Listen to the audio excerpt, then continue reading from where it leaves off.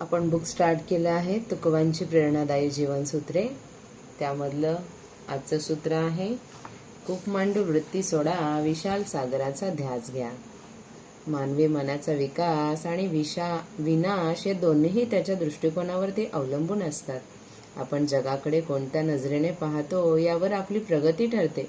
काही लोकांची नजर गरुडासारखी तीक्ष्ण आणि विशाल असते, तर काही लोकांची नजर डबक्यातील बेडकासारखी संकुचित असते.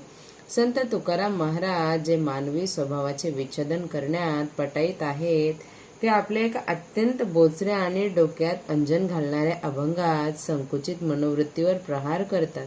ते म्हणतात, बसणे थिल्लरी, बेडूका सागरा धिक्कारी. थिल्लर म्हणजे पावसाळ्यात साठलेले थोडेसे पाणी, जे उन्हाळा आला की आटून जाते, आणि सागर म्हणजे अथांग अनंत असा पाण्याचा साठा. तुकोबाराय म्हणतात की जो बेडूक आयुष्यभर त्या छोट्याशा डबक्यात राहिला, त्याने त्या डबक्याच्या पलीकडचे जग कधी पाहिलेच नाही. तो बेडूक जेव्हा सागराविषयी ऐकतो, तेव्हा तो सागराची स्तुती करत नाही, तर सागराचा धिक्कार करतो. तो म्हणतो, सागर तो काय माझ्या डबक्यापेक्षा मोठा असणार आहे का? माझं डबकं सर्वश्रेष्ठ आहे. हा बेडूक सागराचा अपमान करत नाही, तर तो स्वतःचे अज्ञान आणि मूर्खपणा जगासमोर मांडत आहे. आजच्या समाजात आपल्याला अनेक असे बेडूक पावले भेटतात, ज्यांची स्वतःची कुवत मर्यादा असते, ज्यांचे वाचन अनुभव शून्य असतो, पण जे महान लोकांवर, मोठ्या प्रकल्पांवरती आणि नवीन विचारांवरती टीका करण्यात सर्वात पुढे असतात.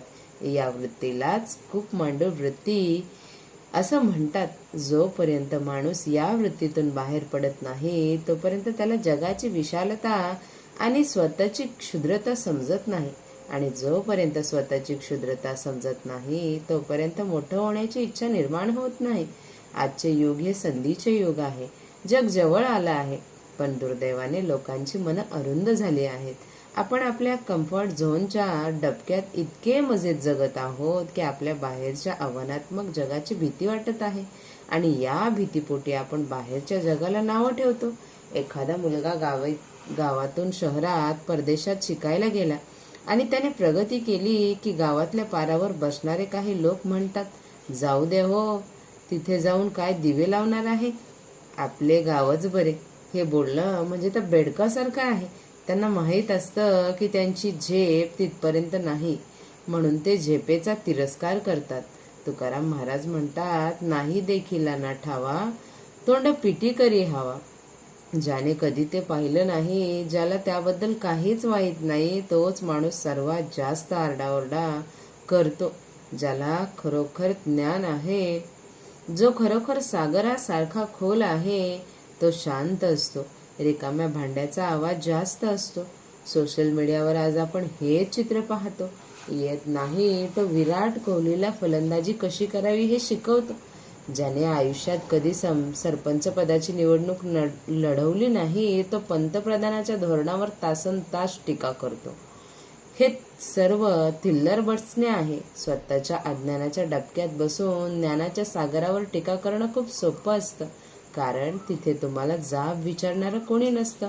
त्यामुळे या सागराचे काहीच नुकसान होत नाही. नुकसान त्या बेडकाचे होते.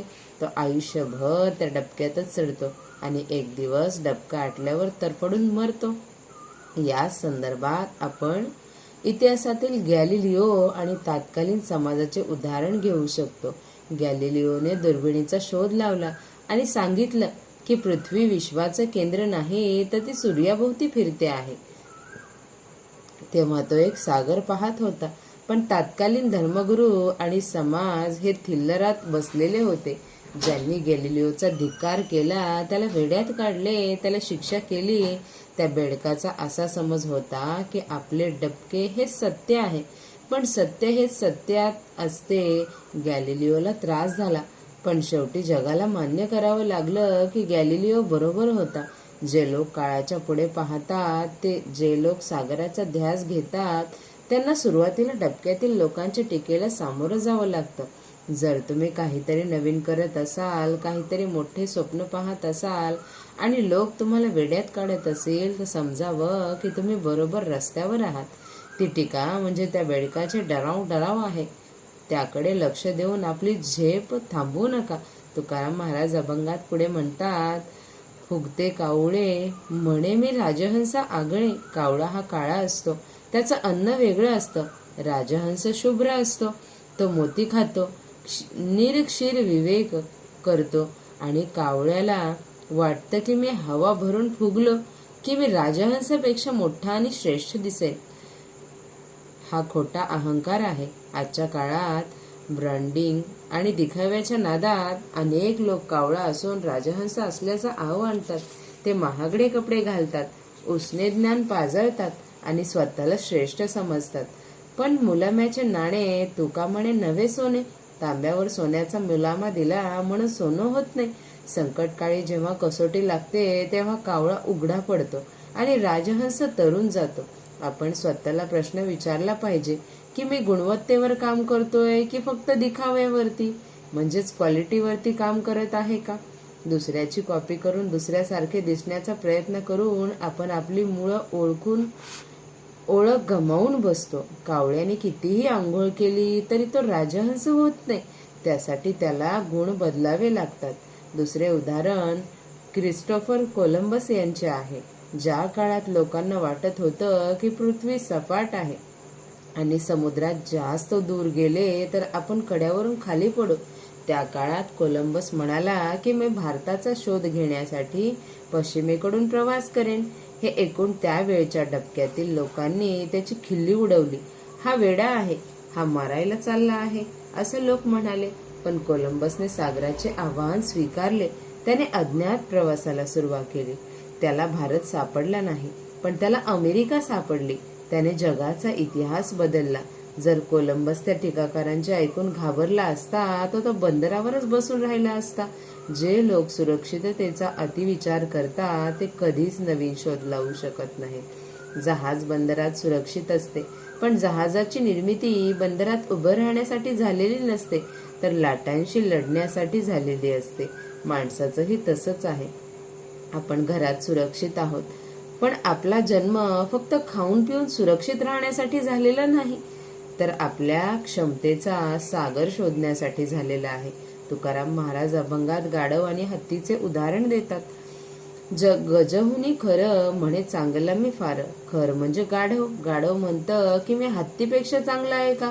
कारण कदाचित गाढवाला वाटतं की माझा कान हत्तीसारखेच मोठे आहेत किंवा मी पण ओझं वाहतो.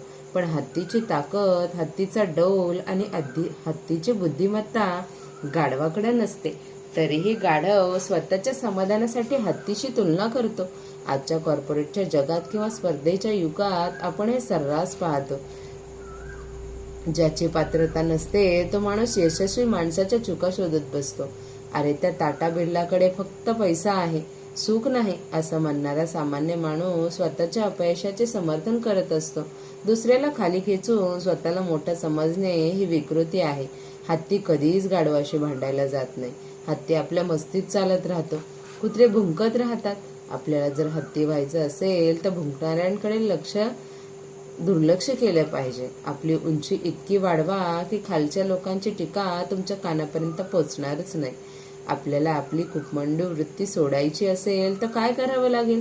सर्वात आधी मी सर्वज्ञ आहे हा भ्रम सोडावा लागेल. ज्या दिवशी तुम्हाला वाटतं की तुम्हाला सर्व माहीत आहे त्या दिवशी तुमची शिकण्याची प्रक्रिया थांबते.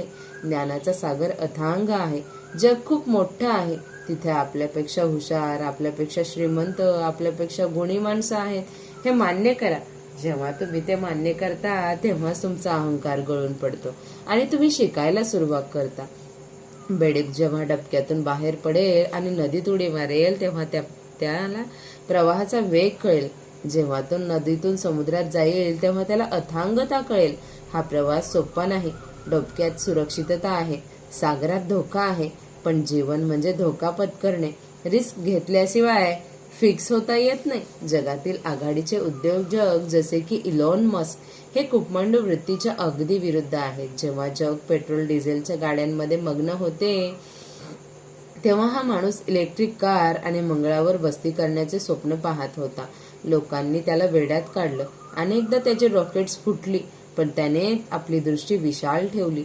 त्याने अशक्य वाटणाऱ्या गोष्टीवरती काम केलं. आज तो जगातील सर्वात श्रीमंत आणि प्रभावशाली व्यक्ती आहे. जर इलॉन मस्कने लोकांचे ऐकलं नसतं आणि हे शक्य नाही म्हणून सोडून दिलं असतं तर आज तंत्रज्ञान इतकं पुढं गेलं नसतं. आपली स्वप्न आपल्या आजूबाजूच्या लोकांच्या विचारानुसार ठरवू नका. तुमची स्वप्न सागरासारखी विशाल असू द्या. लोक हसले तरी चालतील, पण कारण लोक स्वप्न पाहण्यावर हसतात आणि स्वप्न पूर्ण करणाऱ्यांच्या पाया पडतात. आणखी एक महत्वाची गोष्ट म्हणजे संगत. तुकाराम महाराज म्हणतात, थिल्लरात बसलो की बेडूक होतो. म्हणजे जर तुम्ही संकुचित विचारांच्या लोकांमध्ये राहत असाल तर तुम्ही संकुचित बनता. जर तुमचे मित्र सतत दुसऱ्याची निंदा करत असतील, नकारात्मक बोलत असतील, तर त्यातील तुम्हाला कधीच ते मोठे होऊ देणार नाही. अशा डबक्यातून बाहेर पडा. अशा लोकांची संगत धरा जे तुमच्यापेक्षा हुशार आहेत, जे मोठी स्वप्न पाहतात आणि जे सतत प्रगतीचा ध्यास घेतात. गरुडासोबत उडाला तर गरुड व्हाल, बेडकासोबत राहिला तर डराव करत राहाल. तुमचं वर्तुळ बदला म्हणजे तुमचं आयुष्य बदलेल. आपल्याला अनेकदा संस्कृतीचा आणि आपल्या भाषेचा किंवा आपल्या जातीचा अभिमान वाटतो. तो असलाच पाहिजे, पण त्याचा दुराभिमान होता कामा नये. फक्त माझे खरे आणि बाकीचे सर्व खोटे ही वृत्त डबक्यासारखी आहे. माझं खरं आहेच, पण दुसऱ्याचंही खरं असू शकतं ही वृत्ती सागरासारखी आहे. जेव्हा आपण नवीन भाषा शिकतो, नवीन संस्कृती पाहतो, तेव्हा आपलं क्षितिज रुंदावतं. आपण अधिक सहिष्णू आणि समंजस होतो. खूप मांडू माणूस सतत भांडत असतो, कारण त्याला वाटतं की जग धोक्यात आहे. आपण सागराचा प्रवासी शांत असतो, कारण त्याला माहीत असतं की जगात सर्वांसाठी जागा आहे. शेवटी तुकाराम महाराजांचा हा अभंग आपल्याला आत्मपरीक्षण करायला लावतो. आपण आरशात पाहून स्वतःला विचारलं पाहिजे, मी तो बेडूक तर नाही ना? मी तो फुगलेला कावळा तर नाही ना? जर उत्तर हो असेल तर घाबरू नका. फक्त उडी मारायची तयारी करा. डबक्याची काठं ओलांडणं कठीण आहे, पण अशक्य नाही. एकदा का तुम्ही त्या संकुचित विचारांच्या भिंती तोडल्या की समोर संधीचा अथांग महासागर तुमची वाट पाहत आहे. तिथे लाटा आहेत, वादळे आहेत, पण तिथेच मोती सुद्धा आहेत. थिल्लरपणात एक चिखल आणि शेवाळे मिळते. निवड तुमची आहे. चिखलात सुरक्षित राहायचं की सागरात जाऊन यशाचे मोती वेचायचे. लक्षात ठेवा, जन्माला येताना आपण सर्वजण एका छोट्याशा जागेत असतो, पण मरताना आपलं नाव क्षितिजा पलीकडे पोहोचलेलं असावं. आपले विचार, आपले कार्य, आपला दृष्टिकोन इतका विशाल करा की देवाला सुद्धा वाटावं की याच्या मनात मी कोंडला गेलो आहे. सर्वांच्या मर्यादा तोडा, कारण मर्यादा वास्तवात नसतात, त्या फक्त तुमच्या मनात असतात. डबकं सोडा, सागराचा ध्यास घ्या.